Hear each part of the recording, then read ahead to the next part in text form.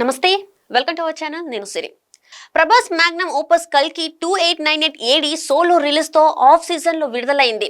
ఈ ఏడాది ఇండియాలో ఆల్ టైమ్ అత్యధిక వసూళ్లు చేసిన చిత్రాల్లో టాపర్ గా నిలిచింది. యుఎస్ఏ బాక్స్ ఆఫీస్ దగ్గర కల్కి మూవీ రికార్డుల ప్రపంచం క్రియేట్ చేసిన బాహుబలి 2 మూవీతో పోటీ పడింది. దాదాపు ఆ సినిమా వసూళ్ల దగ్గరికి చేరుకున్నా టచ్ చేయలేకపోయింది. బాహుబలి 1 మూవీని అధిగమించింది. ఇక కేజీఎఫ్, సాలార్ లాంటి చిత్రాలను ప్రభాస్ కల్కి మూవీ విడుదలైన 2-3 వారాలకే బీట్ చేసింది. ప్రభాస్ మూవీ తర్వాత టాలీవుడ్ లో ఈ ఏడాది రిలీజ్ అవుతున్న మరో చిత్రం నేచురల్ స్టార్ నాని సరిపోదా శనివారం. బ్యాక్ టు బ్యాక్ హిట్స్ తో మంచి ఊపు మీద ఉన్న నాని మూవీకి మంచి బజ్ ఉంది. అంతేకాదు ఈ సినిమాకి ఈ వీకెండ్ న సరైన పోటీ లేకపోవడం మరో ప్లస్ పాయింట్ అయింది. కొన్ని చిన్న చిన్న సినిమాలు బాక్స్ ఆఫీస్ దగ్గరికి వస్తున్నా వాటికి నానితో పోటీ పడేంత సీన్ లేదు.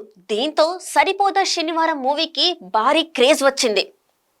నానికి పోటీగా విలన్ గా దర్శకుడు రేజింగ్ విలన్ ఎస్ఏ సూర్య నటించడం సినిమాకి మరో అడ్వాంటేజ్.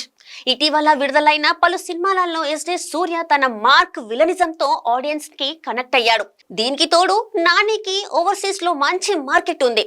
ట్రైలర్ టీజర్ తో అది మరింత పెరిగింది. వివేక్ ఆత్రేయ డైరెక్ట్ చేసిన ఈ సినిమాని ఓ రేంజ్ లో ప్రమోట్ చేశాడు హీరో నాని. మంచి కమర్షియల్ వాల్యూస్ ఉన్న స్టోరీ ఇది.